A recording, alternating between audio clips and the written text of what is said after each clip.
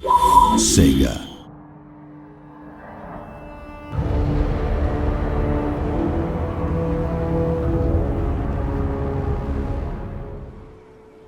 Hello, good evening and welcome to the latest Total War Warhammer campaign walkthrough video. Today we'll be looking at the vampire counts and some of their unique game mechanics, technologies and battlefield units. So here we are, 112 turns into a campaign, and we've had some real commotion so far. After planting our flag firmly in Sylvania and dominating the surrounding vamp factions of Tempelhof and Schwarzhofen, we sort of accidentally went to war with the Greenskins. Pretty much every resource we had was poured into beating back the 4 greenskin doomstacks and assorted heroes that attacked Sylvania, and war making the strangest of bedfellows, we actually managed to tie up a defensive alliance with the dwarfs as we had a major, highly aggressive mutual enemy. During that period, the dwarfs also confederated with Zufbar, nearly doubling their settlement and army count. And despite the fact that our corrupted lands were causing the dwarfs attrition, they chose to sally an army out of Zufbar to help us out in the defence of Waldenhof here. As you can see, the dwarfs now form a solid buffer between us and the greenskins, and they've been steadily rolling them south since, leaving us a period of relative calm in which to focus on expanding northward. We've taken the town of Essen from Ostermark, and we're now gearing up for an assault on Beckhafen. Now, it feels pretty crucial that we capture Beckhafen, as north of that point, the Warriors of Chaos and the Norskans have been unleashing all hell, with armies of the damned pouring out of the Chaos Wastes. They're putting the northern part of the old world to the torch and seeding the land with chaos corruption. So they're hidden by the Shroud at the moment, but there's Chaos Warrior and Norscan armies here seething westward, threatening the lands of the Empire. So we need to exploit this period of calm at our end of the map, in preparation for the coming of this guy, Archaon the Ever-Chosen.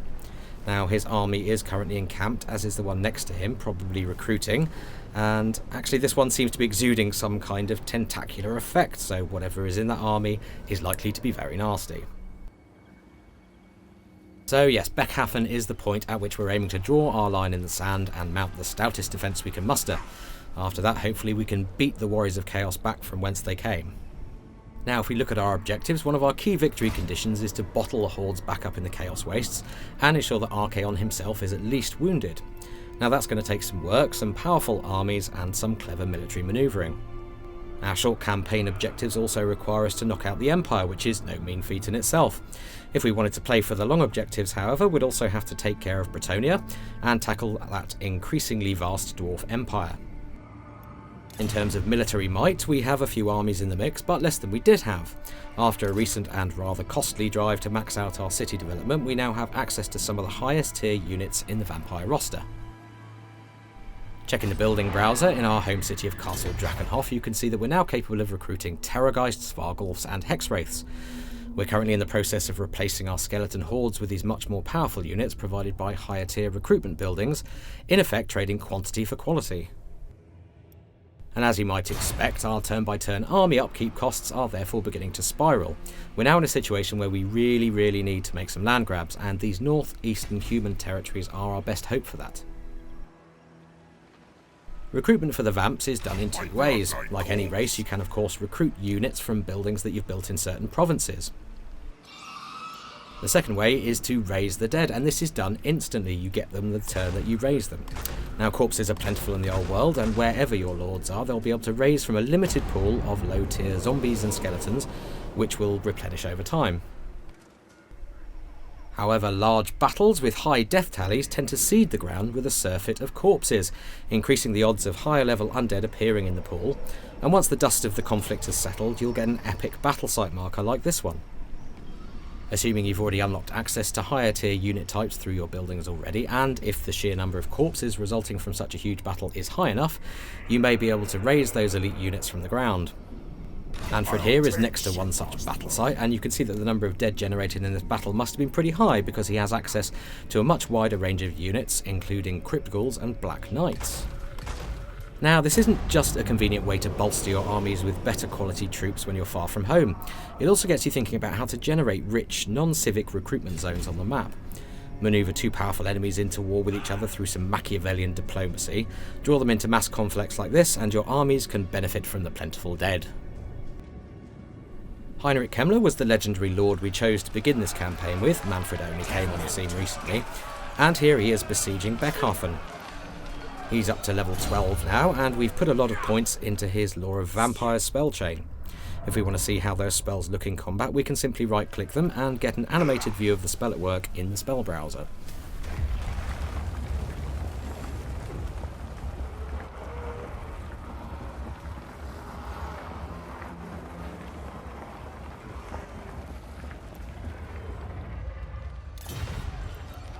On the character details panel here, you can manage the various magic items wielded by your lords and heroes. You can assign any items you've won to the currently selected character, though if an item is already assigned to someone else, you'll of course get a warning to inform you. Technology-wise, we're making good progress researching the 4 vampiric tomes. The Book of Archon here brings buffs to zombie and skeleton units, along with Graveguard and Black Knights. De Noiro's Blasphemous Bestiary brings improvements to various bestial units such as Fellbats, Direwolves and Vargheists.